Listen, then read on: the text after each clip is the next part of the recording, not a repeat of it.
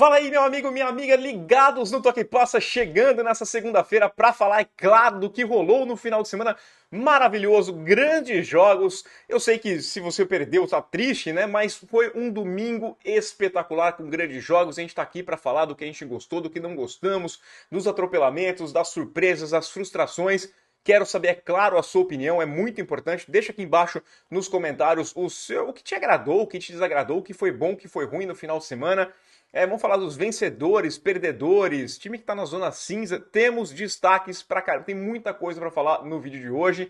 Então começo me agradecendo os dois novos apoiadores do Toque Passa, Rubem Gouveia e Ramon Souza. Sejam muito bem-vindos, obrigado pelo apoio. Pessoal que ajuda o Toque Passa, tá sempre concorrendo a prêmios, todo mês tem camisa da Fanática. Com 150 membros, vou sortear mais uma jersey, uma camisa oficial de um time da NFL. Quero dar um salve aqui pro Dedeco, que ganhou uma réplica da Duke, e o Wesley Cordeiro, que também ganhou uma camisa da Fanatic Sport Nation no sorteio da quinta-feira e não entraram em contato ainda. Na aba comunidade aqui tem um post lá com as formas que você pode conversar para a gente fazer a entrega desses prêmios. Convido você a conhecer a Fanatic Sport Nation, nossa loja parceira. Aqui embaixo tem link, tem cupom de descontos e também abrir a sua conta na Bet+. Final de semana foi mais ou menos aqui para mim, mas eu sei que você manja muito de futebol americano e pode ganhar com apostas lá na Bet+. Abra sua conta com o link do Toque Passa e vamos nessa então. Roda a vinheta. Vamos lá, até aqui eu acertei 7 vencedores dos jogos e errei 8, né? Posso travar hoje nos 50%. O ano passado eu comecei com 9,7, né? Vamos ver como é que vai ser.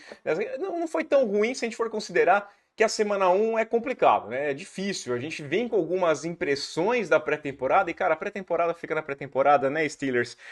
Ai, meu Deus do céu, tem algumas coisas que a gente tem que aprender. A gente fala assim, não vou me iludir, não vou me iludir com pré-temporada. E o que acontece? Primeira semana a gente tá tomando na cabeça porque ficou iludido com pré-temporada. Mas a gente vai... Vamos ver o que vai acontecer, porque nessa segunda-feira tem o Monday Night Football, temos um jogaço entre Buffalo Bills e New York Jets. Para quem não sabe, eu moro em Portugal, então esse jogo acontece de madrugada para mim. E o que eu planejei? Eu vou assistir a partida, vou dormir, vou acordar, vou assistir a partida. Já vou gravar um comentário sobre esse jogo assim que ele acabar. Subo amanhã cedinho, já tá no ar para vocês acompanharem. E na terça-feira rola a nossa live, né? Tem o nosso podcast, estarei lá com o Ivo Stank e a gente vai conversar muito. Então eu faço um comentário desse jogo e à noite a gente arremata essa semana 1, que tá espetacular. Então eu conto com a audiência de todo mundo. Como eu sempre digo, se inscreve no canal e clica aqui no sininho para ser notificado assim que sair um vídeo novo ou então que for começar a live. Eu vou apontar vencedores e perdedores este domingo. É claro que entre os vencedores nós temos os Cowboys, os Dolphins, os 49ers. Estou até aqui com a camisa dos 49ers, que talvez seja o melhor time do futebol americano neste momento. Não sei, mas começou daquele jeito, começou muito bem. Enquanto os perdedores, bom, tem Vikings, os Bengals, o que eu vou falar dos Giants também? Temos algumas zonas cinza. Eu vou até começar pela zona cinza aqui, porque, por exemplo, o jogo entre Eagles e Patriots, a vitória dos Eagles por 25-20, deixou assim os dois times com motivos para confiar e também para ficar com um pezinho atrás com alguma dúvida, né? Os Patriots perderam basicamente porque foram desleixados no começo do jogo e quando viram já estava perdendo por 16-0. Começaram muito mal, teve interceptação, teve fumble, né? O Zeke começou ali com o fumble, o Mac Jones foi interceptado e as coisas pareciam não resolver. Mas no final, ali, depois de 16-0, os Patriots dominaram o jogo. A defesa foi muito bem, forçou ali o Jalen Hurts. Teve 4 drives seguidos com 3 and out para a equipe dos Eagles, né? Até o Nick Sirianni falou que ele vai adotar uma postura diferente em pré-temporada no próximo ano, que ele acha que o Hurts devia ter jogado um pouquinho, alguns snaps, pelo menos, para entrar num certo ritmo. Parecia fora de ritmo, mas eu não acho que seja só isso. Destacava antes de começar a temporada também que muitas mudanças no comando, né? Sai o coordenador defensivo, o coordenador ofensivo, você tem que mudar essas coisas. Isso aí podia ser sentido, mas os Patriots fizeram uma boa partida defensivamente e ofensivamente também. Né? O Mac Jones, falei, teve essa interceptação, mas depois foi bem, conseguiu bons passes, conexões para touchdown. E não fosse a calorada do Keishan Booty, né, que 2 vezes no jogo fez a recepção, mas esqueceu que no futebol profissional você precisa ter os 2 pés no chão, não um, meu amigo, são os 2 pés. E aquele no final foi muito cruel, né? Muito cruel mesmo, porque os Patriots estavam ali na beiradinha da endzone, poderiam vencer a partida, a torcida já estava inflamada, estava tudo... Não, aquele ritmo, né? Tiveram a cerimônia lá, colocando o Tom Brady já no Hall da Fama do time. Os caras mandaram pras favas aquela história de 4 anos de aposentadoria, já botaram o Brady. Tá certo, né? Bota lá e acabou. Vai acontecer. E os Patriots estão certos, né? E evita também, sei lá, quem sabe a cabeça do Brady voltar a jogar, já bota. E foi um bom jogo. Então eu acho que ficou uma zona meio cinza. O azar dos Patriots é que vão pegar os Dolphins semana que vem e nossa senhora. Bom, a expectativa era que tomasse um sacode dos Eagles, não tomaram um sacode, mas semana que vem a expectativa é a mesma, né? Que tome um sacode, vamos ver como é que vai ser. Também vou deixar numa zona cinza as atuações de Jimmy Garoppolo e também de Russell Wilson, né? Na vitória dos Raiders sobre os Broncos por 17-16. Claro que foi pior para Denver, jogava em casa e perdeu, né? A torcida confiando em um ano melhor agora com o Sean Payton. Mas o Russell Wilson teve alguns bons momentos, o torcedor empolgou, falou: ih, cara, voltou. Agora temos o Russell Wilson que a gente comprou, né? Foi entregue, que trocaram, aí tiraram aquele sósia e botaram o Russell Wilson para jogar, mas depois foi uma atuação meio, né, baunilha, né? Como os caras falam, vanilla, né? Uma coisa meio neutra. Foi 27 de 34, 167 jardas, 2 touchdowns. Não foi a culpa dele a derrota, né? Mas, tipo assim, ele é um cara que recebe o suficiente e ele é contratado para vencer. Se espera do Russell Wilson que ele vença jogos. E ontem faltou isso, ele vencer. Assim como o Jimmy Garoppolo. O Jimmy Garoppolo teve uma interceptação. Do Jimmy Garoppolo você não espera que vença jogos, você não quer que perca. Né? Ele teve uma interceptação, virou a zoeira. Aí, olha lá, o Jimmy Garoppolo, quando tá bonito é isso que acontece. Mas saiu com a vitória. Né? Foi importante. E é o que vale mais a conta. Então, eu nem boto a interceptação tanto na culpa dele ali, né? Acho que foi uma jogada que acabou distribuindo a culpa da interceptação para vários lados, mas é um jogo que fica meio que no meio, tá? Eu não vou me empolgar com os Raiders, nem vou criar um alerta tão grande na equipe de Denver, não achava que era o ano ainda para esse time dar esse passo além, mas teve uma atuação que mesclou bons e maus momentos. Outros destaques rápidos, destacar a defesa dos Cardinals, passou uma boa impressão. Claro que era contra os Commanders, né? Não é uma coisa incrível, mas os caras começavam uma nova era lá em Washington, estádio cheio, não foi um espetáculo, venceram 20-16 para Washington. Os Cardinals passaram uma boa impressão em sua defesa, o ataque tem seus problemões. Os Ravens venceram os Texans como a gente imaginava, 25-9, grande vitória. O Lamar não entregou aquele desempenho aéreo que a gente gosta, que a gente quer ver, aliás, que a gente espera ver agora com o Odell. O Zay Flowers fez uma boa partida. E aí tem uma péssima notícia, né? Os Ravens tem algumas coisas que, olha, eu não sei, tem um sapo enterrado, não é possível, né? Porque aí o J.K. Dobbins foi lá e teve uma ruptura no tendão de Aquiles e tá fora da temporada. Então, é incrível como as coisas se repetem, né? E lesões atrapalhando a temporada dos Ravens é uma constante. Agora eu vou sim trazer os maiores destaques positivos e negativos. Quero saber os seus, aqui embaixo deixa no comentário. Vou começar com o lado negativo para a gente terminar no alto astral, terminar lá em cima, aquela energia boa para essa segunda-feira. Começando com as coisas ruins. Vou falar do ataque dos Cincinnati Bengals. Um jogo apenas, claro, mas o torcedor coça a cabeça, porque foi. Temporada passada teve um começo lento, né? Perdeu para os Steelers, mas custou caro depois. Eu falei isso aqui, é importante começar naquele pique para acumular vitórias, para você chegar depois e brigar pelo seed número 1 e ter a vantagem de jogar em casa. Não precisar ficar decidindo sempre no Arrowhead, decidindo em Buffalo, tendo que sair de casa, trazer o jogo para sua torcida, né? E é claro, ter essa vantagem numa pós-temporada. E ontem foi extremamente ruim. O ataque foi, assim, de forma absurda. O Burrow teve dificuldade, eu não sei se ele estava limitado a mobilidade ali por conta da lesão que ele teve na panturrilha, ou então, sei lá, às vezes o bolso está muito pesado, cheio de dinheiro, não consegue correr direito. Acontece isso, tá, Burrow? Então tenta jogar sem estar com dinheiro no bolso, mas não dá. É inadmissível um ataque aéreo tem ali o Joe Burrow, o Jamar Chase, o Tyler Boyd, o T. Higgins render apenas 67 jardas. É inadmissível, inadmissível mesmo. Então é um dos pontos mais negativos. Claro, tem um bom trabalho defensivo da equipe dos Browns. A freguesia nessa batalha por Ohio tá incrível. São 9 vitórias dos Browns nos últimos 11 jogos. E aí a gente vai pegar um recorte dos últimos 5 anos. em que os Browns não são propriamente um time que está voando e os Bengals nos últimos anos têm crescido bastante, tem sido um time contender, então é um recorte interessante. Não gostei nada, nada, nada do que eu vi desse ataque dos Bengals. Vamos dar desculpa. O Burrow tá voltando de lesão, não participou da pré-temporada. A gente falou do Hurts como fez diferença, pode ter sido mais. Começa com um aspecto muito negativo para a equipe de Cincinnati. O torcedor dos Titans é outro que está aí olhando e falando: meu amigo, o que a gente vai fazer da vida, né? Malik Willis e Will Levis não foram aquela coisa na pré-temporada. Você falou assim: nossa senhora, né? O Ryan Tannehill vai ganhar a posição e vai ser o titular absoluto porque não tem concorrência. E aí mostrou, falou: nossa senhora, a concorrência é para ver quem que é pior. Aparentemente é isso que acontece na briga de quarterbacks lá no Tennessee. Foram 3 interceptações para abrir a temporada, 2 em passes que estavam visando ali o DeAndre Hopkins. Aliás, parabéns pro Hopkins, né? Porque ele falou até que estava mudando de time. E olha, um quarterback top não é o que eu tô procurando. Que bom, foi exatamente o que você achou, porque se você não queria um quarterback top, tá aí. Ryan Tannehill, Malik Willis, Will Levis, você pode escolher qualquer um. Que situação horrível, tá? A vitória do Saints por 16-15 não foi um espetáculo do Derek Carr, mas jogando em casa o que esperava. Um jogo bem equilibrado, né? E o Saints vencendo. Vitória importante da equipe do New Orleans Saints, até porque os Falcons também venceram os Panthers e a briga vai ficar ali entre os dois.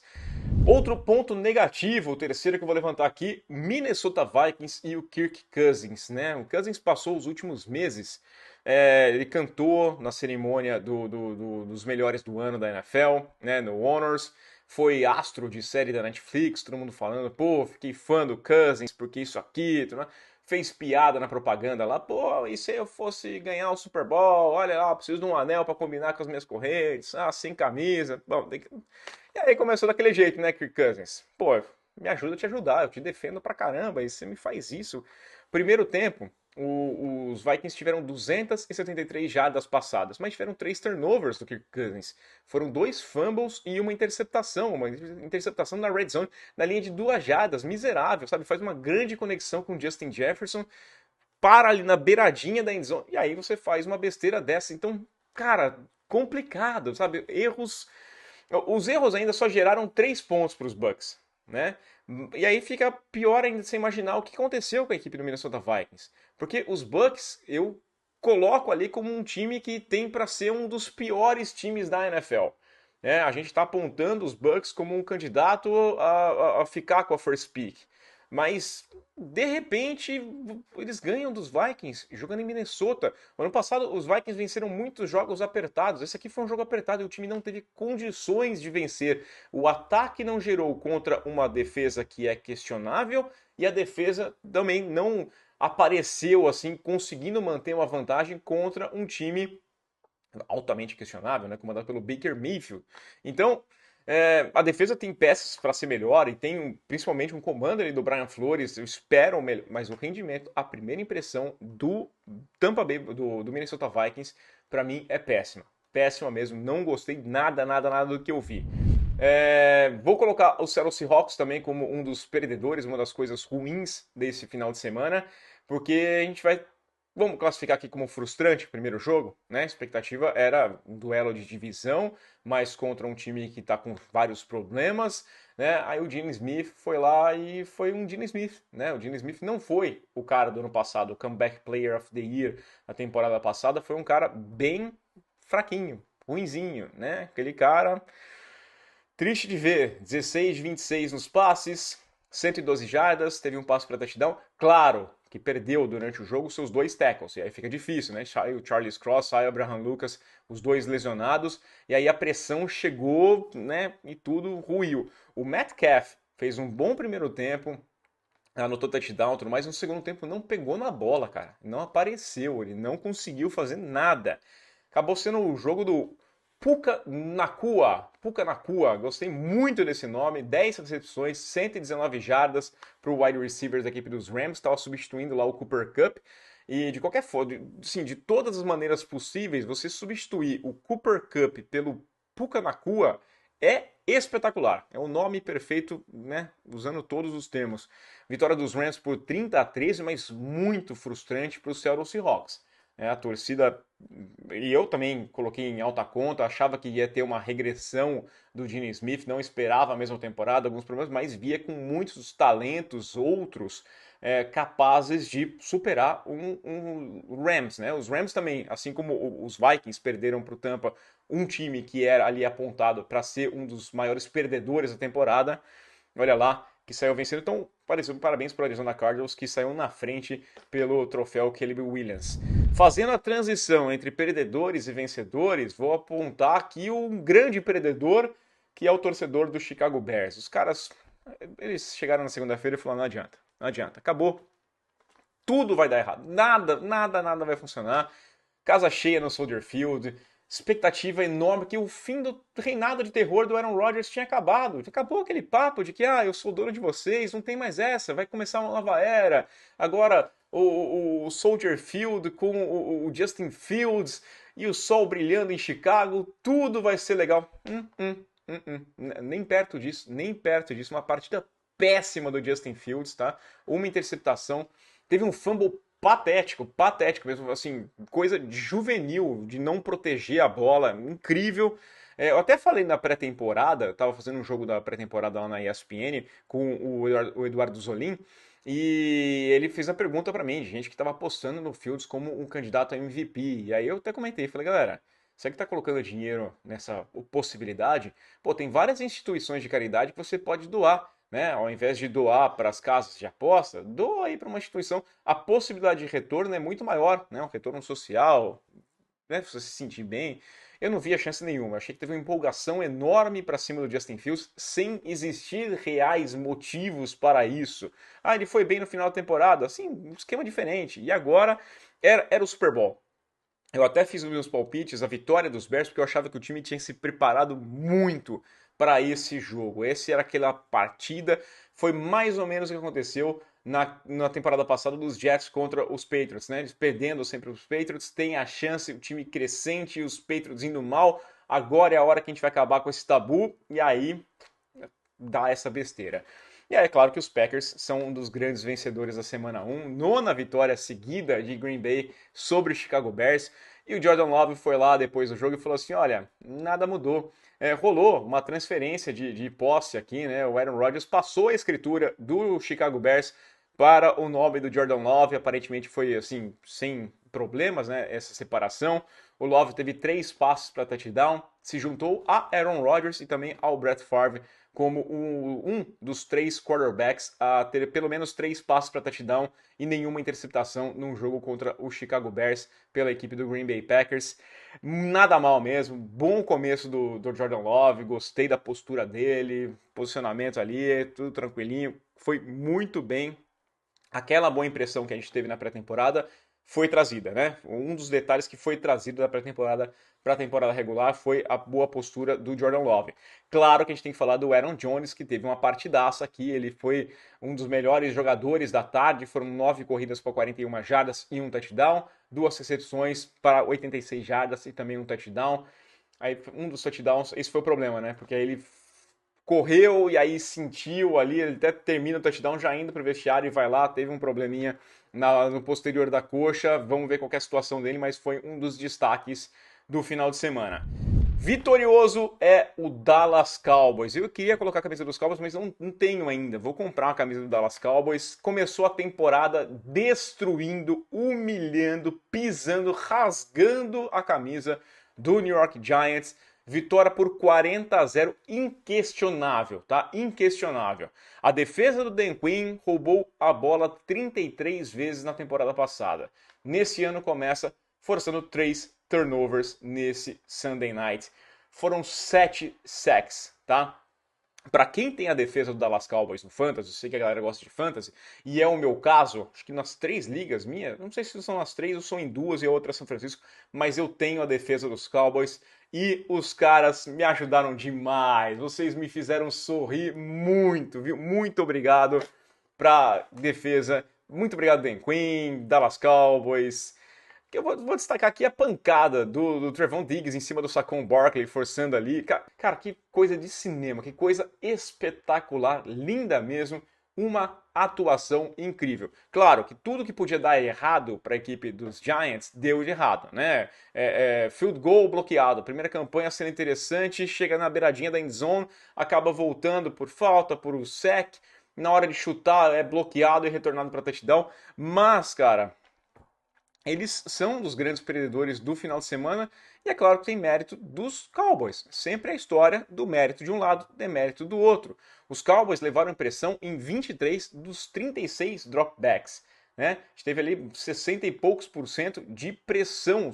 Em 60% das vezes que o Daniel Jones pegava a bola, ele estava pressionado. E aí pressão leva ao quê? Ao erro. E foi o que aconteceu. Então tem esse mérito e esse demérito todas as questões, a gente fez questão de deixar claro na temporada passada, mas assim, né, a história sempre tem dois lados. Não vou cantar vitória antes da hora, né? Primeiro jogo apenas. Mas eu vou lembrar que quando eu falei que os Cowboys iam bem e que eu achava que os Giants não iam repetir o sucesso no passado, teve muito torcedor de Nova York que veio aqui e falou assim: não, os Giants têm Brian Daboll. É como se fosse garantia de sucesso. Né? Não confio ali no Daniel Jones, não acho que é o grande problema do jogo, mas surpreenderam no passado e é aquela coisa, ficar no topo é mais complicado do que chegar lá. Se manter é muito mais difícil. A amostra é pequena, mas eu também gostei do ataque comandado pelo Mike McCarthy. Ele está acumulando a função aqui de play caller, né? Dessa vez ele está chamando as jogadas do ataque. O time de especialistas também está de parabéns. No geral, cara, eu não costumo fazer muito isso aqui, a gente não está muito acostumado no toque passa, mas eu tenho que dar parabéns ao Dallas Cowboys. 40-0 fora o baile, um dos grandes vencedores do final de semana, assim como o San Francisco 49ers e Brock Purdy. Aliás, eu apostei na minha final de conferência entre 49ers e Dallas Cowboys. Pelo menos na NFC eu tive bons resultados, tá? Peço desculpas a todo mundo que acompanhou o jogo lá na tela da ESPN 3, né? Fiz uma partida com o Vinícius Moura, porque eu prometi um grande jogo entre 49ers e Steelers, mas não tivemos.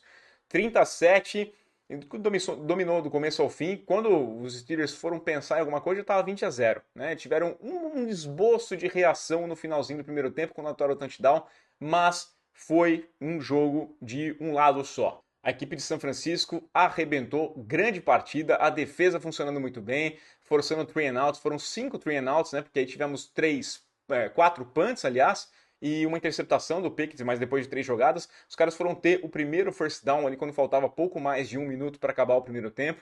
E eu elogiei demais o Brock Purdy. O Brock Purdy começa a temporada naquele ritmo maravilhoso como ele terminou a temporada passada. Exatamente no dia que completava 6 meses da sua cirurgia no cotovelo, muitas dúvidas ainda do que ia ser. Cara, que postura no pocket, calma, controle, uma noção espacial ali notável, tá? Ele tinha o domínio do pocket. Teve uma falha no fumble que foi provocado ali pelo TJ Watt, que veio pelo lado direito e ele tava meio que, perdidão aqui, o que tá acontecendo? O que eu posso fazer? E tomou uma pancada, perdeu a bola. Foram 2 fumbles, um ele recuperou com as costas ali, e o TJ Watt tá de parabéns também, tá? Porque foi só ele. A defesa dos Steelers foi só o TJ Watt. O resto foi tudo péssimo e o TJ Watt conseguiu ainda 3 sacks, forçou 2 fumbles, teve uma recuperação em um dos fumbles, então tá ótimo. Tá? O Brock Purdy foi 19 de 29, 220 jardas, 2 passos para touchdown para o Ayuk.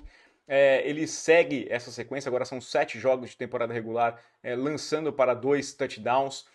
E questão do mérito e demérito, né? A defesa dos Steelers bobeou demais. O primeiro touchdown do Ayuk, ele estava sozinho no meio da end zone, ninguém, o Peterson olhando e todo mundo tentando entender o que aconteceu ali. Agora o segundo, muito mérito dele, né? Porque o dele e do Purdy, porque o passe foi muito bem colocado, numa janela muito estreita. O Patrick Peterson estava colado no Ayuk e ele consegue manter a concentração, fazer a recepção e anotar o touchdown. O Ayuk teve 8 recepções em 8 targets, 129 jardas, esses 2 touchdowns. McCaffrey, outro destaque, com a ajuda do Ayuk. O Ayuk fez um bloqueio muito importante, assim como o Ray McCloud, ajudando o touchdown de 65 jardas terrestres do McCaffrey. 22 corridas, 152 jardas, um touchdown. Eu não entendi muito bem porque o Shanahan estava dando a bola para o McCaffrey correr no quarto período ainda, né? Pelo amor de Deus, bota o Elijah Mitchell para correr. É o momento de usar outro running back. Mas a quantidade de playmakers da equipe do San Francisco 49ers, ela é impressionante. Deixa o Purdy numa situação muito confortável. Porque você usa o Ayuk, você usou pouco até o Deebo, o Kittle nem precisou forçar muito, ele que vinha ali com uma dúvida, né? Questão da virilha. mas você tinha peças demais, capazes de fazer jogadas, grandes jogadas, então você não precisa inventar. Muita tranquilidade, o Brock Purdy jogando o fino da bola, tá de parabéns. São Francisco 49ers começou muito acelerado, eu apostei numa derrota porque fui enganado pela pré-temporada dos Steelers, vou entrar no Procon, e porque eu achava que os 49ers iam de novo começar, né, lento como na temporada passada, mas não, começaram com tudo mostrando que é um time que vai brigar nessa NFC. E pra gente fechar aqui, porque tá ficando até bastante longo esse vídeo, vencedores somos nós que assistimos o grande jogo entre Miami Dolphins e Los Angeles Chargers, o melhor jogo disparado do dia. Que partidaço, eu queria mais 3 quartos, mais 5, 6. Eu podia estar jogando até agora, foi um jogaço. Os Chargers perderam, mas não vou falar assim, não vou chamar de time perdedor. Teve uma chargeadinha? Teve, né? Porque era um field goal, resolvia a parada. Mas não vou por esse lado, não, vou ser tão cruel. Vou destacar só o absurdo pass interference do J.C. Jackson, que cobrou seu preço lá, tá? No finalzinho do primeiro tempo, pra quem não viu, tá? Os Dolphins no campo de defesa, faltando 2 segundos no relógio, o Tua tenta um passe longo e o J.C. Jackson chega, assim, sem noção nenhuma, cometendo um dos mais absurdos pass interference que eu já vi na minha vida. O relógio tinha estourado, mas quando você faz a falta e a defesa, né? Então você não pode privilegiar o infrator. E eles têm o tempo de chutar, ou eles conseguem uma jogada extra, chutam um field goal, 3 pontos que fizeram a diferença no fim do placar. Uma jogada que daquelas, no Brasil a gente estava falando assim, esquema de aposta. J.C. Jackson apostou nos Dolphins vencendo no primeiro tempo, não é possível, porque foi patético. Eu falei na hora que eu tinha que mandar embora o J.C. Jackson. Depois ele fez uma interceptação ainda, mas custou caro. O lance foi absurdo mesmo do J.C. Vou preferir aqui positivamente destacar a dupla Tua Tagovailoa e Tyreek Hill, que foram espetaculares. Os dois largam na frente na briga pelo MVP, tá? Olha, que coisa impressionante. Os números são incríveis. O Tua teve 28 de 45 nos passes, 466 jardas passadas. 466 jardas passadas na semana 1, 3 touchdowns, teve uma interceptação, essa pro J.C. Jackson. O Tyreek Hill, que monstro. 11 recepções em 15 targets, 215 jardas, 2 touchdowns. Teve um touchdown incrível aqui do lado direito da endzone, espetacular, a cobertura colada. E ele vai lá e consegue pegar. Que coisa incrível. Ele falou assim, ninguém consegue me cobrir e é verdade. Tyreek Hill, você é impressionante. Eu tô com pena do meu time semana que vem, porque que dupla, uma exibição memorável. Daqueles jogos, os Dolphins bateram assim na mesa e falaram assim, a gente vai brigar. Essa AFC Leste é brava porque vai ter os Bills, né, candidatos há muito tempo, os Jets com o Aaron Rodgers. Eu vou chegar aqui com muita força. Essa foi uma partida para mostrar que você vai brigar, que você vai competir. Miami tem um ataque dos mais interessantes da liga. Essa dupla, Tua e Tyreek Hill, promete, se o Tua se mantiver saudável, a coisa vai ficar muito maluca nessa divisão, tá? Muito maluca mesmo, eles podem brigar até pelo ser o melhor time da AFC. E dá para dizer, ponto negativo aqui, a defesa, tá? A defesa ali, né, o jogo terrestre não ajudou, foram 234 jardas terrestres da equipe dos Chargers contra essa defesa. Claramente tem um problema, foram 433 jardas totais para a equipe dos Chargers, 34 pontos cedidos, então a defesa tem um problema, né, do lado dos Dolphins, mas na hora do vamos ver, conseguiu, né, parar ali naquela tentativa de quarta descida, mandaram uma blitz para cima do Herbert e garantiram o resultado, então a defesa apareceu no momento certo, mas é o único sinal de alerta que eu faço para a equipe do Miami Dolphins. Vou falar até que os Chiefs também são vencedores, tá? Porque aí você olha a AFC Oeste, a divisão deles, eles perderam na quinta-feira, mas os Chargers perderam e os Broncos perderam. Quem saiu na frente, quem está liderando a divisão, é a equipe dos Raiders, que talvez seja menos confiável, que a gente aponte como que tem menos chances de brigar pela divisão. Então tá bem aberta ali, né? Lógico, semana 1 tá aberto para tudo quanto é lado, mas os resultados acabaram sendo dos melhores possíveis para a equipe do Kansas City Chiefs, mas grande destaque para mim, Tua Tagovailoa, Tyreek Hill, Miami Dolphins e San Francisco 49ers, os times que eu mais gostei de ver no final de semana. Dallas Cowboys ali coladinho, os três, vou colocar os três, mas colocaria esse top. Hoje, meu Super Bowl seria San Francisco 49ers e Miami Dolphins. Quero saber sua opinião. Se inscreve no canal, compartilha o Toque Passa e aquele abraço.